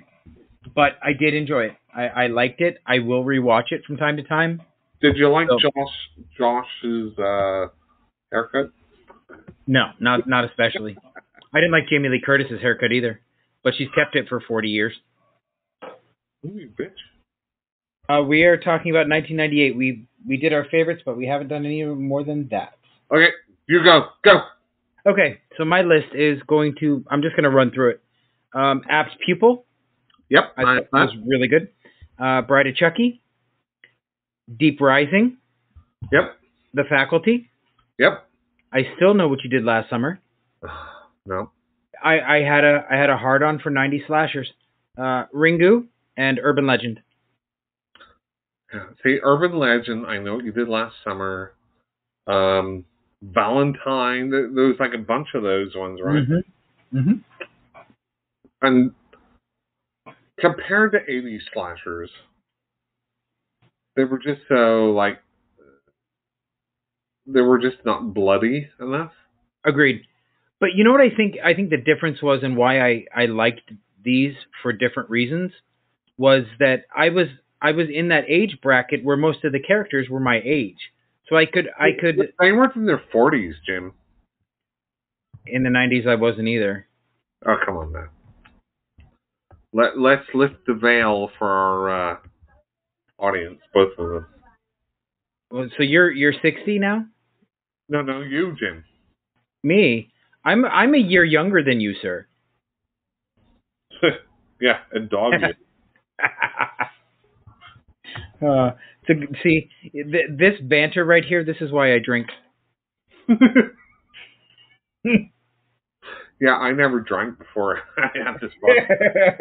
Okay, so Ringu, I think, again, was my gateway into foreign horror.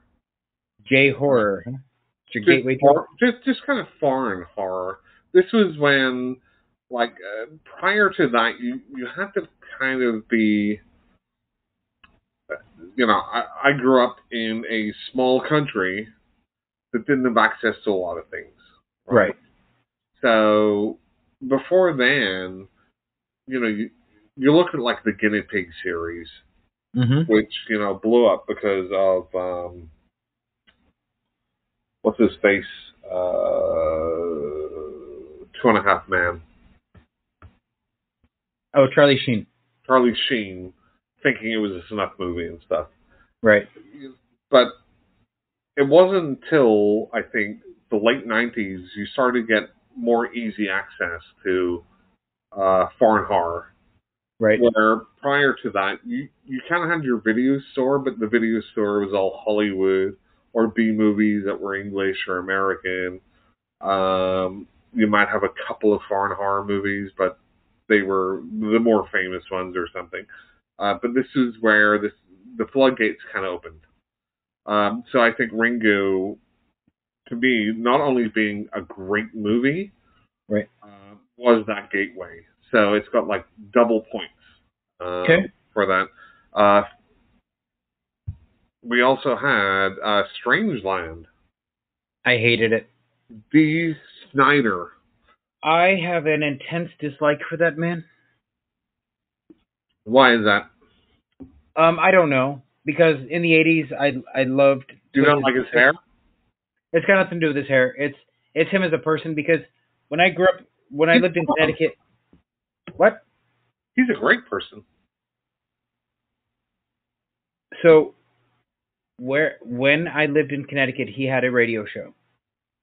Mm-hmm. And the stunts that he pulled on the radio show trying to be like Howard Stern really gave me an intense dislike for him. So you may have more information than I do.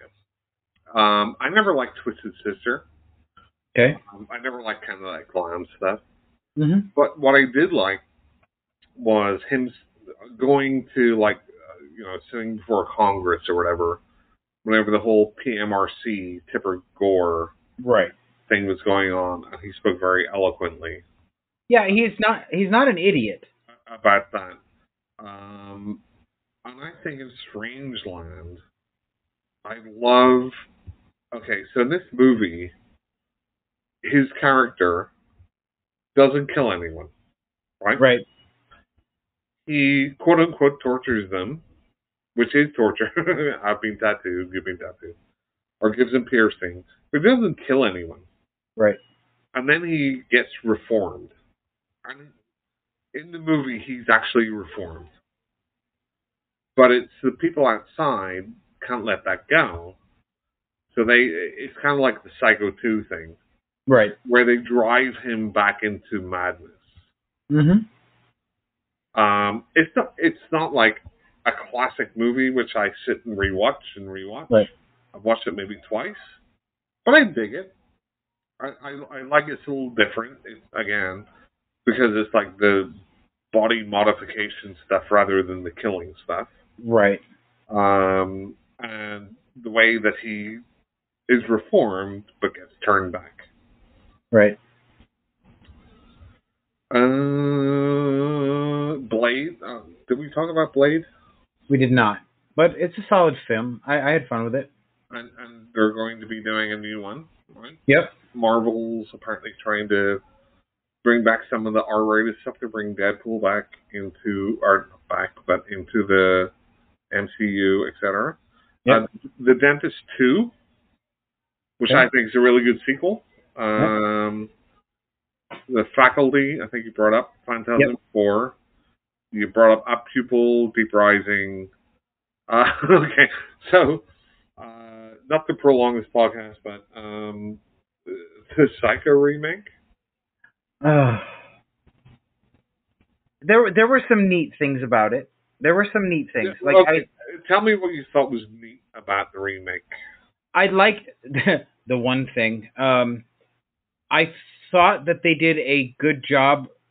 Well, and this wasn't their intention, but I like the fact that Alfred Hitchcock still makes an appearance in the same spot he did in the original.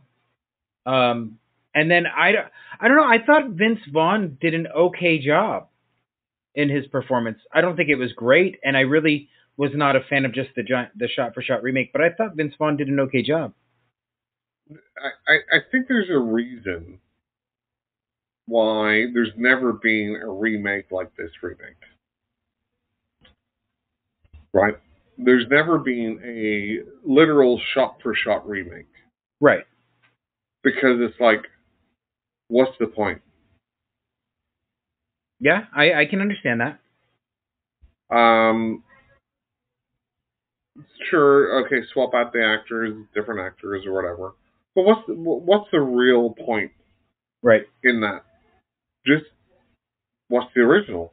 Right. If you're going to remake something, like we're just talking about Night of the Living Dead, do something a little different. Right. Or don't do it at all.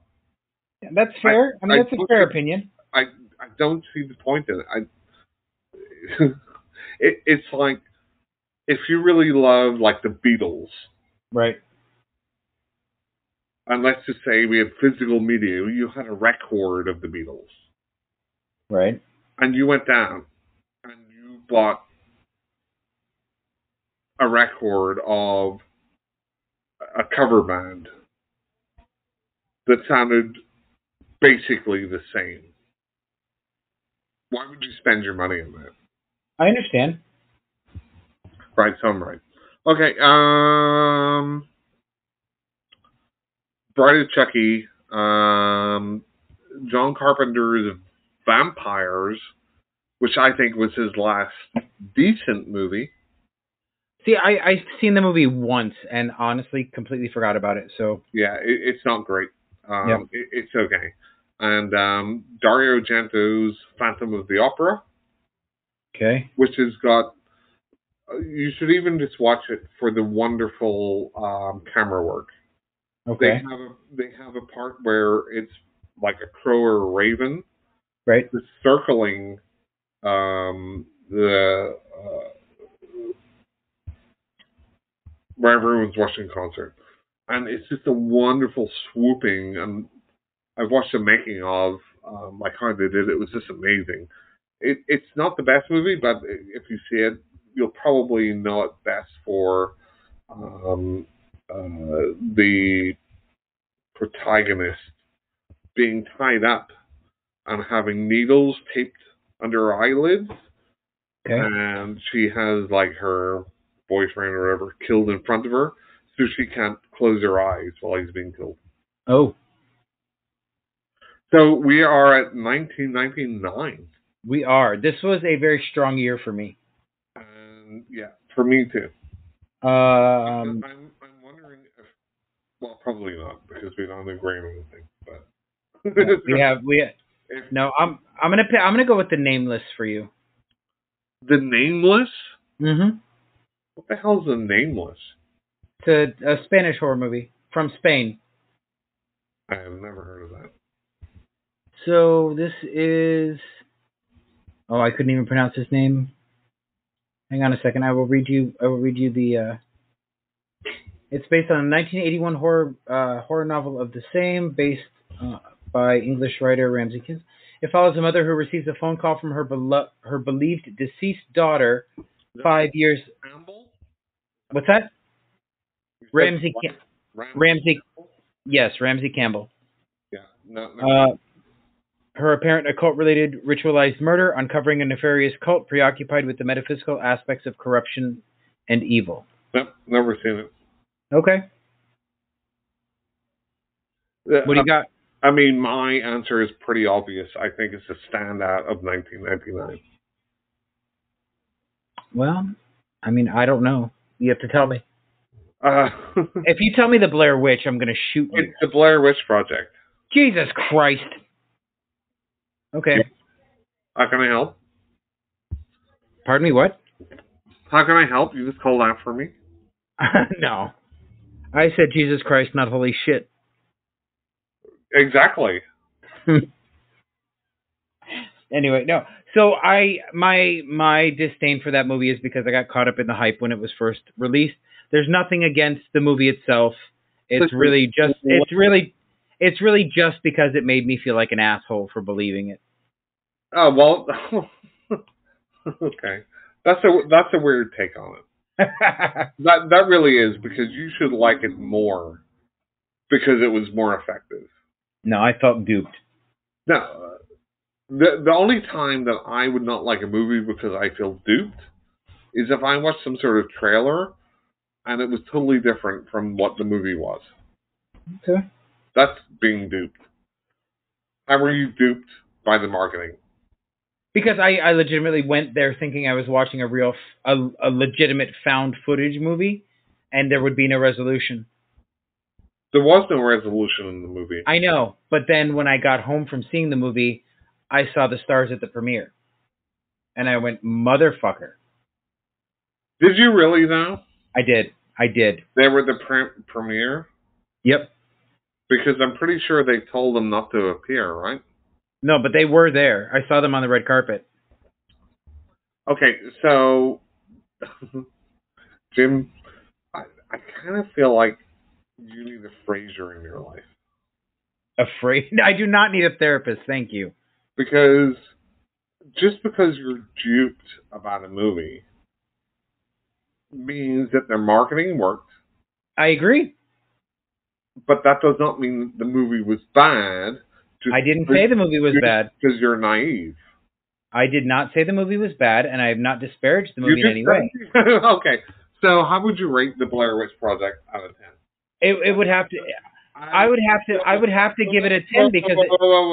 As a movie. Will you shut up and listen to me, please? As a movie, not as your gym experience and being disappointed. If you would stop and listen to me. I have to give the movie a 10 because it did everything it was supposed to do. So you give it a 10, but I hate it. Tell me another movie that you give a 10 but you hate it. I can't. That's the only one. So you hate it because you hate yourself, Jim. Pretty much. You hate yourself for being duped. Yep, pretty much. So that's not the movie's fault, that's your fault.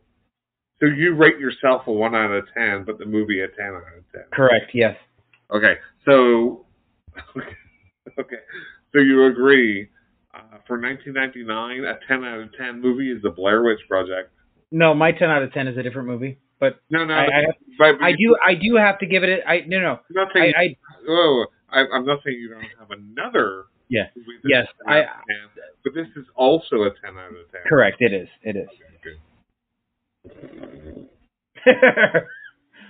Are you gonna pick my movie? Guess? What, your favorite movie. Mm-hmm. I'm going to go with. There's a lot of good movies Yep. in '99, but I'm going to go with your Shark Obsession. You'd be wrong. Then I'm not going to go with that. I'm going to go with your Stephen King obsession. Nope. I'm going to go with your Jamie Lee Curtis obsession. Nope. I'm going to go with your M. Night Shyamalan. It's Lake Placid, Mark. I have that down there too. Yes. And there's one line that sealed the deal in that movie for me, and that's, "If I had a dick, this is where I tell you to suck it." Hearing Betty White utter that line cinched that movie for me. I was enjoying the movie before that, but that was just it. I lost it. I couldn't stop laughing, and Well, of course you're a huge Golden Girls fan. So. I am actually. Who is your favorite Golden Girl? I've always identified as B. Arthur. I'm a Dorothy. Because she's a man, right? Yeah, that's it. Only kidding. Mm-hmm. Yeah, Lake Placid is like a '90s version of Alligator. Yeah. Not just in the titular Alligator, but just in that kind of comedy monster type. Yeah, and that's exactly what I enjoyed those movies a lot. So, you want to run down your list? What else is on your list? Okay, so we already talked about Blair Witch, Deep Blue Sea. Yep. End of Days. Yep. The Haunting. House on Haunted Hill. Ooh, yeah. I liked The Haunting when I first watched it. Mm-hmm. And I was probably 6 then. So I thought it was which version of The Haunting are we talking about? The 1999 version. So I thought it was pretty cool. Yeah. But I don't think I could stomach watching it as an adult.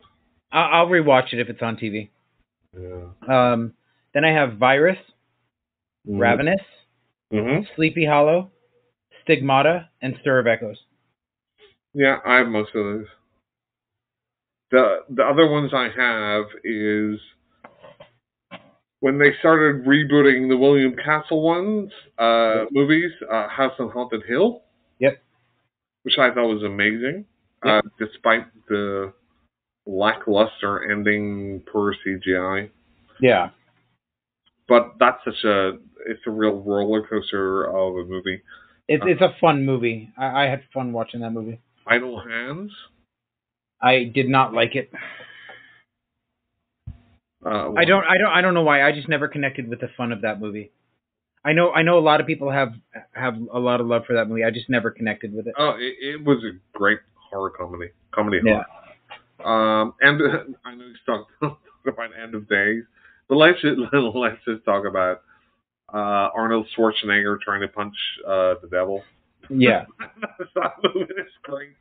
Yep. It's so ridiculous. And the funniest thing about the movie is that they play it straight. Yep. Right? Yep. Because it's a ridiculous concept. Yep. And Gabriel Byrne he's such a great actor, and he takes it, he tries to bring such gravity to that role, and it just doesn't work. I think he's in on it, honestly. You think so? Yeah. I think he knows this can't be nonsense. Bone Collector.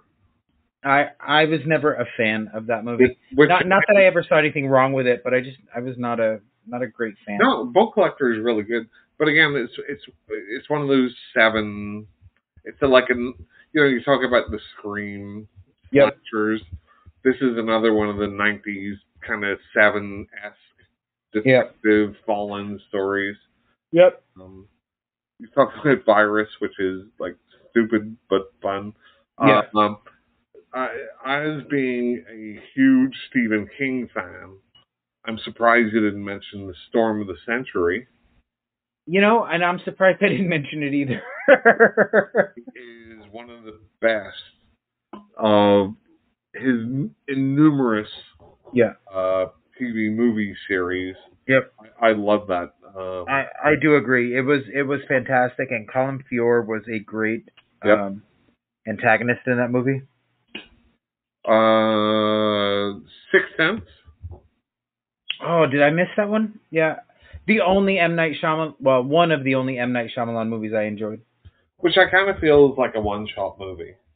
Yeah, because once you know the twist, what's the point? Right. But I can't skip it because it was such a big thing. Right. Wishmaster 2.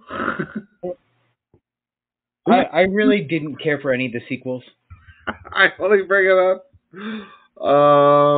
because that scene where he goes in and he's like, I wish you would fuck yourself. "Go fuck yourself." Yeah. That is cinematic gold. Right? That was, yeah, I do have to admit that scene was pretty well done. And again, we talk about Ringo, another movie which kind of blew open some of the J horror into the Western cinema is Audition. Yeah, and I never saw that. Which is not his best movie, but it's his most famous movie. Right. That's all I have for 1999. Well, I think that takes us all the way through, and I'm going to be honest with you. Since we're done with the list, I don't have what I've watched because the only thing I've watched one TV show, and I'm still listening to the same book we talked about last week. So we watched the British version of the TV show Ghosts, which is funny, but I do really like British humor. And then I'm still listening to the so you like my humor? No, I like funny British people. Yeah, me. No. Yeah, me. No. Well, fuck you. You twat. You twat. I have some things that I watched. Okay. One of the, I don't know if you talked about this one before. The 2022 slasher movie, Sick. I've not heard of that. What? You're a big slasher movie. I am, and I have not heard of it. It was written by Kevin Williamson. Then how the fuck have I not heard of this? That's not my fault. So please enlighten me, sir. So Sick is a heavily influenced slasher movie centered around COVID. Okay.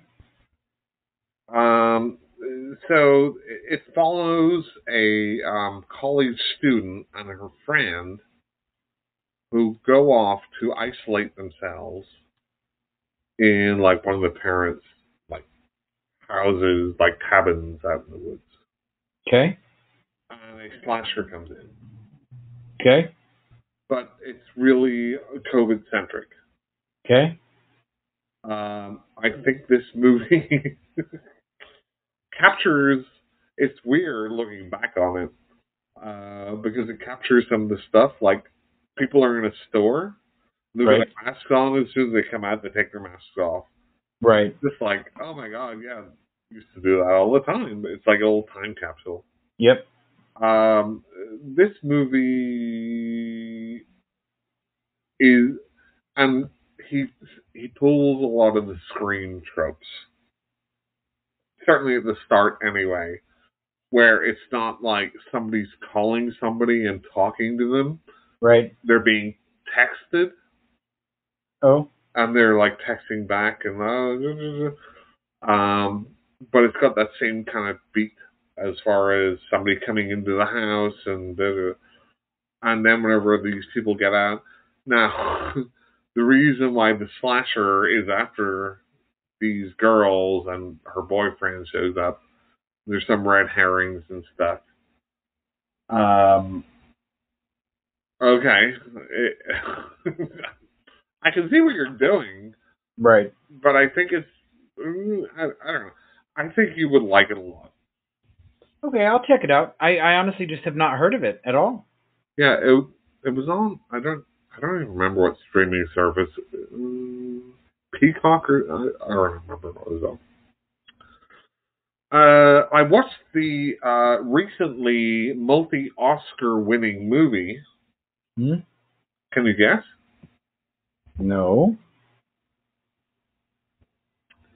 All Quiet on the Western Front. If you say so. It is a German movie about World War One, Okay. based on the very famous book. Jim, you've Okay. never heard of All Quiet on the Western Front? I have not.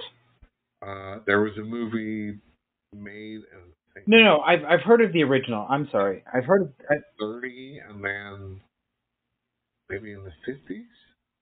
Okay. This was a 2.5-hour movie, which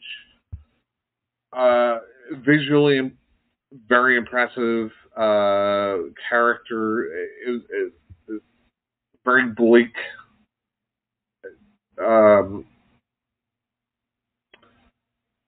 When you look at war movies, right, Mm-hmm. a lot of them are about the futility of war, and a lot of them focus on one or two individuals and how they process it.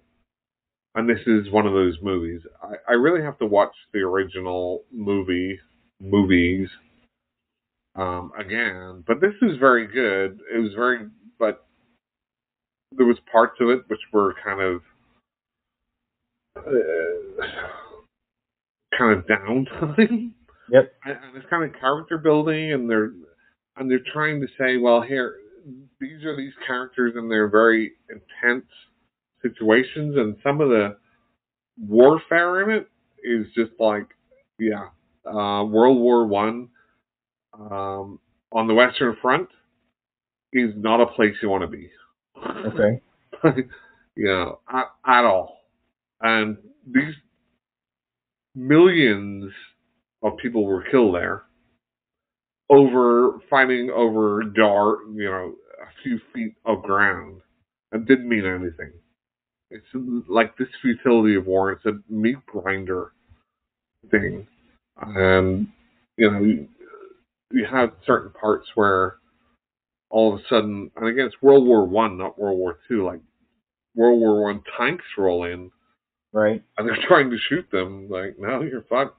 And then people with flamethrowers come in, and they're just like, yeah, it's disturbing, brutal, but it just didn't get all the way there for me as far as a war movie. I think there was just too many gaps in it. Could have been a little shorter, Okay. but I can see why it won a number of Oscars. Very worthwhile watching. It's on Netflix, which I've canceled. I don't watch enough Netflix. Right. Okay, two more things that I've watched, Okay. which are both Alien based. Alien as in the species or Alien the movie? Alien versus Predator, I watched twice. Jesus Christ. No, I'm only kidding. The first one I watched, and these were like random watches. 2019's Project Ithaca. I've not heard of that. This is a lower budget movie where at the start it's kind of like Stranger Things ish, where they have this girl wired up to something and she's in something, and it's like scientists are looking at her and she's got some sort of special ability. Then all of a sudden, different characters are in a spacecraft, but they're all looking at each other, and they have like they can't move, and what turns out, it's not a big spoiler, the craft is feeding off their fear as energy, right? So we've seen this with Event Horizon type thing, and a couple of other sci-fi conceits, but it was a bit slow. Okay. It was low budget. Exploring their fears wasn't what you would think it is, but it was interesting enough. I give it like a 5 out of 10. It was alright. Okay. And the last one, a movie which seemed to get a lot of critical praise, which is 2017's The Endless. The Endless. Oh, that I know this movie. That is the one with is that the one where they're in the house? The little house up on the shore? This is one where two brothers return to a UFO suicide cult. Oh, yes, yes, yes. Okay, yes. I did see this movie. I did see it. Okay. And this is a movie about ideas. Yep. It's about trying to tell rather than show because they don't have the money to show. Right. And they, it opens with a Lovecraftian quote and then another quote, and like, okay, time loops. Yep. This or that. This movie would have been much better if it was 30 minutes shorter. You seem to say that a lot. Well, yeah. Just like a book. Yep. Yeah. And Stephen King is like, a good editor is just as important as a good director or anything else. Right. Somebody needed to cut that movie 30 minutes shorter, and it would be much more interesting. And unfortunately, whenever you name a movie The Endless, yep, you were just asking for reviewers to say, well, yes, this was endless. Right. I thought it was decent. I mean, I do agree that it could probably have been shorter, but I liked some parts of it. Yeah, overall, I liked it. I liked the ideas. I liked the acting. It wasn't, you could tell these weren't like super professional actors or anything. They were a budget, but I thought everybody played their role pretty well. Yep. I thought some of the motivations seemed a little weird. Yeah. Like you pull your brother and you out of this cult, but you get a videotape. Right. To say they're going to kill themselves, which what you already thought, and that's why you got out of there, so you go back there. Right. Didn't make much sense to me. Yeah. But conceptually, I thought it was pretty good. Again, trying to do low budget cosmic horror, time loop, Groundhog Day stuff. Yep. The only other thing, which Jim, it's 10:04. Yep. Right now. Yes. I downloaded Resident Evil 4 Remake, which I will probably start playing tonight. Okay. And Resident Evil 4 is the game that I've played the most. I've probably played it 20 times on different consoles. Okay. Are you? I'm not. I was never a fan of the Resident Evil games. Not that I have anything against them. I just never really played them. You should try Part 4. I've never really been a big gamer. You should try Tetris, Jim. I did enjoy Tetris, but if we're talking horror games in that vein, The Suffering on Xbox was my favorite. And then the Fatal Frame games, obviously. Which I still have to finish Maiden of Blackwater. What sort of console do you have right now for our audience? A PS4. Then you can get Resident Evil 4. But I just told you I don't play it. But you should. But I don't. But you should. But I don't. But you? I don't. Should. But I won't. Okay. Okay. Jesus Christ. 2 hours. 2 hours for 1990s horror movie. Who would have thunk it? Who would have thunk it? It feels like it's been 10 years. Oh, I'm going to go lay down now. I have lined up. I know. Sorry, we kind of talked about it at the start.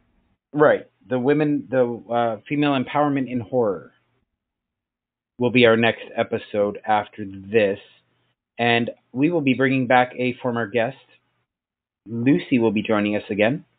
You might remember her from our episode where we watched The Ritual and the Shrine. Where she agreed with me and she thought Jim didn't know what the hell he was talking about. Pretty much. So we're looking forward to having her back. Yeah, of course you are. Well, yeah, like, and our audience, both of them. Anyway, so that's what we have going on. And like Mark said, make sure you go follow our Facebook group. Share the podcast with your friends.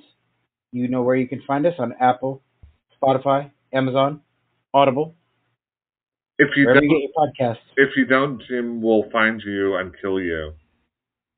I will not go that far. Jesus, we discussed this before we went on air. I might throw rotten fruit in their general direction, but I don't think I would kill them unless they have a fruit allergy. Oh, okay. Okay. You're not totally committed to this podcast, but that's fine. Oh, yes, sir. Look who's talking. Okay. After 12 minutes of research. Anyway. Sir? Yes? As always, a pleasure. Okay. Thanks to both of our fans. Keep on listening. Yep, keep on listening and we'll keep torturing each other. Thanks for Jim's therapy session.